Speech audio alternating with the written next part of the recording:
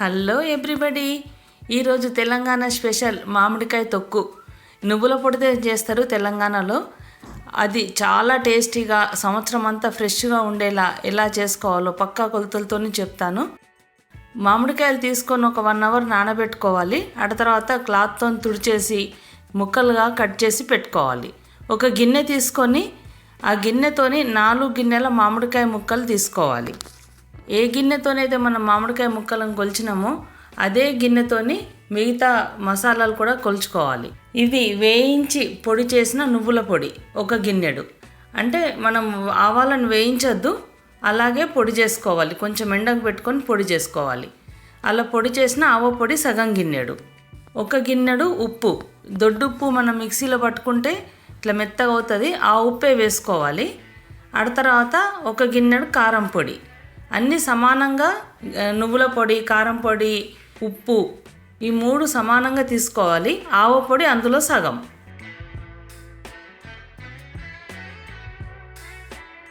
ఆ తర్వాత వెల్లుల్లి, ఇలా వెల్లిపాయలను ఒలిచి సగం గిన్నెడు తీసుకోవాలి. ఇందులో నుండి సగం అలాగనే ఎల్లిపాయలు పోసుకుంటాము, ఇంకా సగం కచ్చపచ్చగా దంచి పక్కన పెట్టుకోవాలి. ఇప్పుడు పోనీ చేసుకుందాం. అదే గిన్నెతోని ఒక గిన్నెడు నేను పల్లి నూనెని తీసుకున్నాను.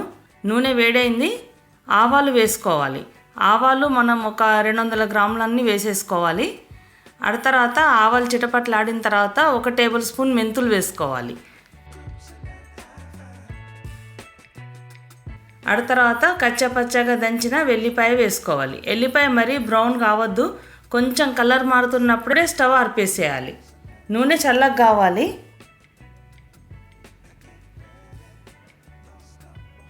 నూనె చల్లగైపోయింది.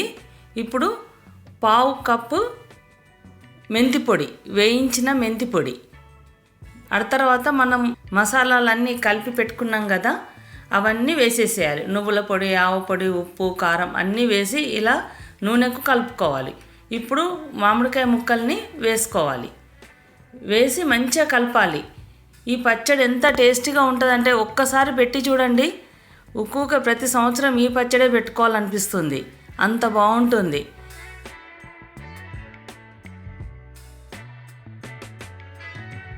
ఇలా చేయితో కలిపితే మంచిగా కలుస్తుంది. మంచిగా ఇలా చేయితో కలుపుకుంటూ ఒక స్టీల్ గిన్నె కానీ ఇలా క్యాన్ కానీ అందులో వేసి పెట్టుకోవాలి. ఇప్పుడు మనం ఇంకొన్ని ఎల్లిపాయలను కొంచెం పక్కకు ఉంచుకున్నాం కదా, ఆ ఎల్లిపాయలు ఇలా పోసేసి మొత్తం ఒకసారి మంచిగా కలిపి మూత పెట్టేసి ఒక 3 డేస్ వరకు మనం ఇది మళ్ళీ ఓపెన్ చేయొద్దు. ఒక 3 డేస్ అయిపోయింది చూడండి, ఆయిల్ పైకి వచ్చింది. ఇప్పుడు ఏం చేయాలంటే కంపల్సరీ చేయాల్సింది, ఇప్పుడు ఒక చెంబెడు నీళ్లు పోయాలి. అంటే దాదాపు ఒక 2 గ్లాసులన్నీ నీళ్లు పోస్తే తొక్కు పాడవుతుందేమో అనుకోవచ్చు, కానీ అస్సలు పాడు కాదు. నేను ఒక 30-40 ఇయర్స్ నుండి పెడుతున్నాను, ఏ ఒక్కసారి కూడా నా పచ్చడి అసలు పాడు కాలేదు.